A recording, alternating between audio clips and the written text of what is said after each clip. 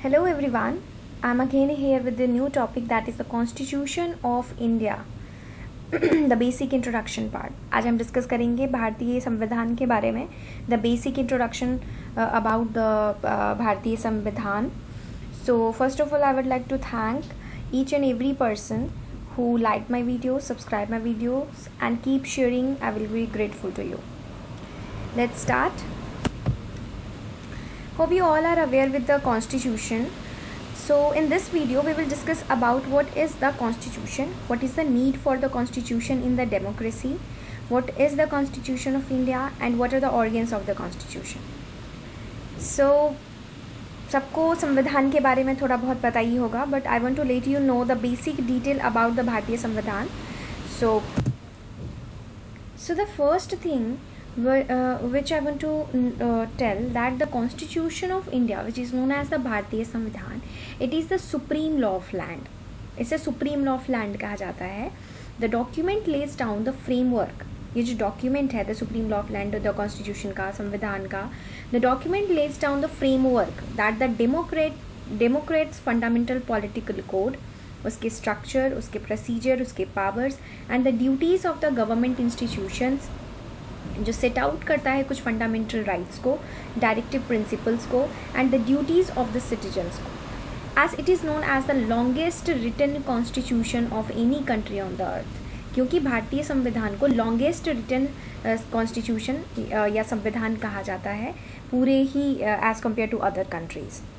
इतनी लेंदीएस्ट, इतनी लॉन्गेस्ट, इतनी डिटेल्ड डिस्क्राइब्ड कॉन्स्टिट्यूशन किसी भी कंट्री की नहीं है. So, the Indian Constitution is unique in both spirit and the content, notwithstanding the fact that the several features of the Constitution have been borrowed from the other Constitution. जो भी कुछ several features हैं भारतीय संविधान के, वो कहीं ना कहीं से लिया गया हुआ है. भारतीय संविधान का अपना कोई features है नहीं. It is really a unique piece of the work. Constitution is really a unique piece of the work. The original constitution have been considerably changed by the various amendments that have been brought forth, such as 7th Amendment, 42nd Amendment, 73rd Amendment, 74th Amendment, etc. There are so many important amendments of the Indian Constitution. We will discuss later. First of all, we need to discuss the constitutional. So when we discuss about the need for the constitution in a democracy, तो सबसे पहली बात ये आती है कि in a democracy the constitution is a sacred text for the government. It lays a strong foundation for the parliamentary democracy to the function. Means जब भी हम लोकतंत्र की बात करते हैं, संविधान को एक ऐसा टेक्स्ट कहा गया है गवर्नमेंट के जो ले आउट करता है कुछ स्ट्रॉन्ग फाउंडेशंस जो पार्लियामेंट्री डेमोक्रेसी के फंक्शंस के लिए बहुत ही इम्पॉर्टेंट है. ये कॉन्स्टिट्यूशन को कहा गया ऐसा. तो the constitution is the supreme law of nation. As I told earlier that India is the largest democracy in the world, क्योंकि इंडिया के पास लार्जेस्ट डेमोक्रेसी है पूरे संसार में. And its constitution serves as a guiding light for it to the function smoothly and vibrantly. और संविधान उसको कहीं ना कहीं बहुत अच्छे तरीके से गाइड करता है कि कैसे वो फंक्शन करना है, कैसे स्मूथली फंक्शन करना है और वाइब्रेंटली फंक्शन करना है.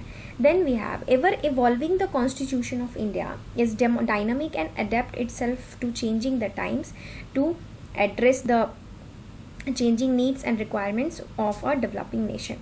अब ये क्या होता है कि कॉन्स्टिट्यूशन संविधान जो है वो भारत का वो एक डायनामिक एंड अडेप्टिव डॉक्यूमेंट है जो कहीं ना कहीं टाइम के हिसाब से चेंज भी होता रहता है एज पर the because of the amendment to address the changing needs. जो भी नीड्स हैं सोसाइटी में, एनवायरनमेंट में, सिस्टम में, इसकी क्या रिक्वायरमेंट्स है उसके हिसाब से डेवलप करता रहता है.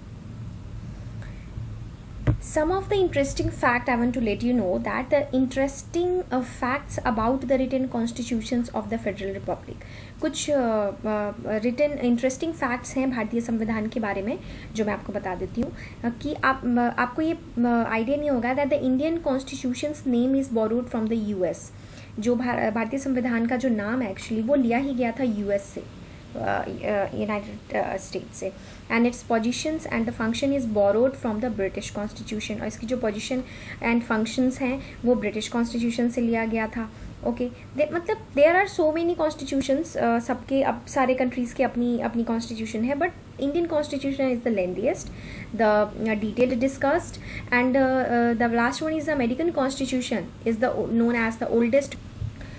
Okay, so when we talk about the constitution of India, that उसकी डेफिनेशन, उसका स्ट्रक्चर, द की फीचर्स, तो भी बहुत सारे पॉइंट्स बाहर आते हैं, जैसे कि the constitution of India is the foundational law laying down the basic political structure of the India, that is the parliamentary democracy and the Republic with the federal structure. भारतीय संविधान को फाउंडेशनल लॉ कहा जाता है, जो कहीं ना कहीं लेइंग डाउन कर रहा है द बेसिक पॉलिटिकल स्ट्रक्चर्स को, इंडियन पॉलिटिकल सिस्टम के बेसिक स्ट्रक्चर को रिप्रेजेंट करता है. The parliamentary democracy and the Republic with the federal structure. फिर आता है, it defines the 3 organs of the Republic of India. ये 3 ऑर्गेन्स जो हैं गणतंत्र भारत के, उनको डिफाइन करता है. That is the executive, the legislature, the judiciary, and it clearly defines their powers as well as the democratics their responsibility. और ये उनके पावर्स को भी बहुत क्लियरली डिफाइन करता है, और ये उसकी रिस्पॉन्सिबिलिटीज़ को भी डिफाइन करता है, राइट. जो वर्ल्ड्स लॉन्गेस्ट कॉन्स्टिट्यूशन कहा गया है इसको, because the original copy of the Indian constitution is 251 pages long. It is the most detailed in the world when we compare our constitution to the other constitutions. Okay, the second is the content. When we talk about the content of the Constitution of India, it contains 395 articles, 22 parts and 12 schedules. जो ये content की जब हम बात करते हैं, तो हमारे संविधान में 395 आर्टिकल हैं, 395 अनुच्छेद हैं, 22 पार्ट्स हैं, एंड इसको 12 शेड्यूल में डिवाइड किया गया है. When we talk about the amendments, अगर हम इसमें कितने अमेंडमेंट्स हुए हैं, तो मैं अमेंडमेंट्स की अगर बात करूँ तो it has okay. Then if you talk about the making of the constitution, तो इसमें हम बात करेंगे founding fathers of our constitution, जो हमारे भारतीय संविधान के फाउंडिंग फादर्स हैं, किन्होंने बनाया है, कितने लोग थे. Now, if we talk about the Constituent Assembly, which set up to draft the Constitution of India, actually. So, first of all, I want to let you know that the President of Constituent Committee, who is known as the Dr. Rajendra Prasad with the other members. In this photo, you can see the Dr. Rajendra Prasad with the other members. Okay, so the Constituent Assembly was set up in 1946 under the leadership of the Dr. Rajendra Prasad to draft the Indian Constitution. Right. तो ये constituent assembly जो है, इसको setup किया गया था 1946 में under the leadership of Rajendra Prasad. Rajendra Prasad को उनके लीडरशिप में, और Prasad to draft the constitution, right. फिर constituent assembly took 3 years to complete the drafting. ये जो कॉन्स्टिट्यूशन असेंबली है, इसको 3 साल लगे थे, that is 1946 to 1949 to complete the drafting. इसको ड्राफ्ट करने में उनको 3 years लग गए थे near about. Constituent Assembly had 299 elected members from the provincial legislative assemblies, and Constituent Assembly had 13 committees including the drafting committee, and the constitution was adopted in 1949. भारतीय संविधान को 1949 में अडॉप्ट किया गया था, when 284 members signed it, जिसको 284 members ने sign किया था उस डॉक्यूमेंट्स को, and mark. And when we talk about the founding fathers of our Indian constitution, तो आप यहाँ पे देख सकते हैं, there is a Rajendra Prasad who was, जिसके ये लीडरशिप में ये ड्राफ्ट किया गया था. Then the Sardar Vallabh Bhai Patel, then the B.R. Ambedkar who is the father of constitution.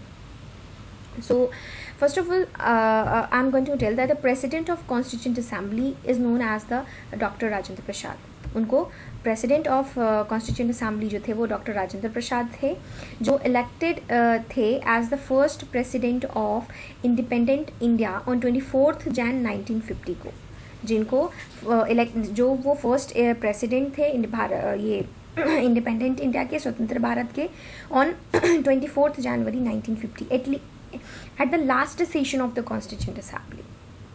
And the distinction of being the only president to have been re-elected for a second term was 1950 to 1962. right? Then second one is the Sardar Vallabhbhai Patel. If we talk about him, then Sardar Vallabhbhai Patel was a key member of the Constituent Assembly. उनका role भी बहुत prominent था. He was instrumental in the integration over the 500 princely states into the Indian Union. And when we talk about Dr. B.R. Ambedkar, he was referred as the father of Indian Constitution. Dr. B.R. Ambedkar played a leading role in the Constitution's framing process.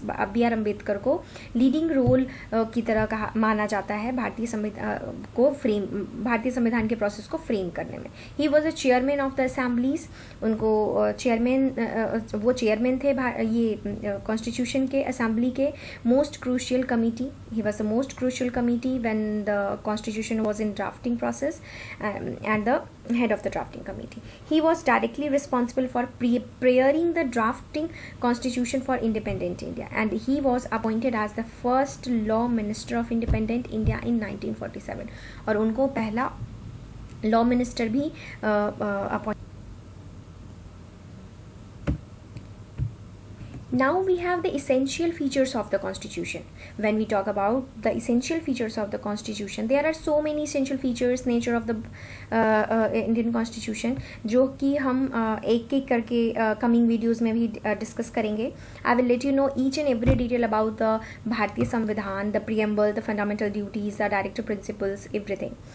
So we have the essential features of the constitution, जिसमें सबसे पहला आता है preamble, जिसको हिंदी में प्रस्तावना भी कहा जाता है. Second one is the fundamental. Our constitution have preamble जो कि identity card of the Indian constitution कहा जाता है, और document जिसमें everything is in briefed. Detailed discussion about a short brief of the constitution is given in the preamble. Second is the fundamental rights is there, duties and the principle of state policy. There is a fundamental right in the Indian constitution. There is a duty, directive principles of the state policies. Then the federal structure of the institutions of the government, जैसे कि the constitution of India have the executive, detail about the executive, legislature, how they act, the judiciary, the constitutional bodies like UPSC, ECI, CAG, Controller Auditor General of India. Like each and every federal structure and institutions is described in detail in the Bharatiya Samvidhan. Second, fourth one is the states, in which we have to study the state executive, the state legislature, the state judiciary, right? तो इसमें state के बारे में भी पढ़ना है हमें, union के भी बारे में पढ़ना है. तो and the fifth last one is the relation between the union and the state. तो और यूनियन में, संघ में और राज्यों में उनकी रिलेशन क्या है आपस में, उनकी रिस्पॉन्सिबिलिटीज़ क्या है, ड्यूटीज़ क्या है, how their functions are differentiated. तो we have this features of Indian constitution.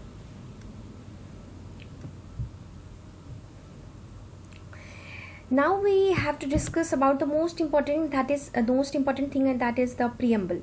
तो preamble assures the dignity of every citizen of India. preamble जो है, प्रस्तावना, ये कहीं ना कहीं each and every citizen of India, भारतीय नागरिक जो हैं, उनको ये dignity assure करता है. तो इसके बारे में हमें जानना बहुत ज़रूरी है. What is exactly the preamble?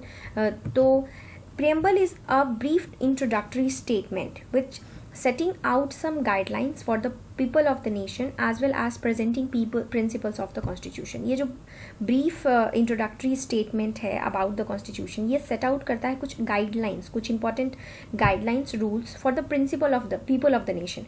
People means the हमारे नेशन के जो लोग हैं, जो भारत के लोग हैं, we the people of India जिसको कहा जाता है, as we are presenting the as well as presenting the principles of the nation.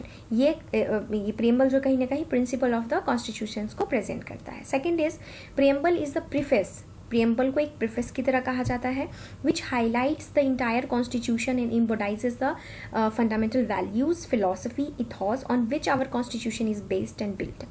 Preamble को, प्रस्तावना को एक प्रीफेस कहा जाता है जो हाईलाइट करता है द इंटायर कॉन्स्टिट्यूशन, संविधान को, एंड इम्बोडाइजेस द फंडामेंटल वैल्यूज़.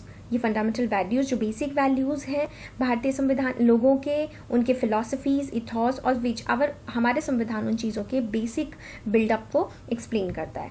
फिर ये प्रेम्बल में एक्सप्लेन करा हुआ इन्होंने, it includes the fundamental rights, liberty of thought, expression, belief, faith, worship and the fundamental duties of the people of India, like the justice, the social, economic and political justice is there, and the whole edifice of the constitution and the structure of the political system protect, promote and constitutional values embodied in the preamble.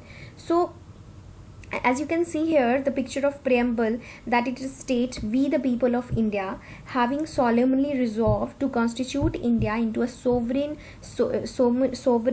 socialist democratic republic, and it's secure to all of the citizen the justice of social, economic, political, liberty of thoughts, expression, belief and worship, equality of status and opportunity, and it promotes it's promote among all the fraternity, assuring the dignity of the individual and the unity of the nation. और last में इन्होंने ये add करा है, यहाँ तक तो हमने छोटा सा पार्ट देता है that what it is all about, means brief introductory part जो है about the constitution of India, यहाँ तक हमने देखा. एंड द लास्ट लाइन में ये ऐड किया हुआ है कि इन आवर कॉन्स्टिट्यूंट असेंबली, ये जो हम अपनी इस संविधान सभा में जो आज ये जो है कॉन्स्टिट्यूंट असेंबली में जो है, वो कहीं ना कहीं on 26 November 26 day of November 1949 को डू हियर बाय अडॉप्ट करता है, इनैक्ट करता है. एंड इन्होंने give to our self this constitution, हमने अपने आप को ये कॉन्स्टिट्यूशन दिया है. अगर मतलब इसको आप हिंदी में समझने की कोशिश करोगे तो ये आपको ज़्यादा इलेबोरेटली समझ में आएगा. लाइक हम भारत के लोग हैं, इनका सोवरेन सोशलिस्ट डेमोक्रेटिक रिपब्लिक कहने का मतलब है कि संपूर्ण प्रभुत्व संपन्न समाजवादी पंथ निरपेक्ष लोकतंत्रात्मक गणराज्य बनाने के लिए जो समस्त नागरिकों को, पूरे भारत के जो लोग हैं जिनको we the people of India कहा जाता है, तो ये सारे लोग, हम we the people of India means हम भारत के लोग, ये इस चीज़ को सिक्योर करते हैं. और हमें हर तरह की, जैसे इक्वालिटी, हर चीज़ की, सामाजिक न्याय जस्टिस की बात करें तो सामाजिक न्याय, आर्थिक न्याय, राजनीतिक न्याय, ठीक है. अगर हम लिबर्टी की बात करें तो लिबर्टी मीन्स में हमें विचार करने की लिबर्टी है, हमें अभिव्यक्ति करने की लिबर्टी है, हमें विश्वास करने का, धर्म करने का, पूजा पाठ उपासना जिसको कहते हो आप. एंड समानता, when we talk about equality, तो इक्वालिटी, प्रतिष्ठा एंड अवसर मीन्स अपॉर्चुनिटी एंड स्टेटस में. तो ये सब सारी चीज़ें जो है वो एक सभी व्यक्ति की गरिमा और राष्ट्र की अखंडता और एकता और अखंडता को सुनिश्चित करने वाली बंधुता को बढ़ाने की. तो try to understand the preamble, the basic preamble, because preamble is actually assuring the dignity of each and every citizen of India. So we need to know about what exactly the preamble is. So hope you all like this video, and please like and subscribe as much as possible. So these are the topics we have discussed, and thank you for all. If you have any query, you let me know in the comment box.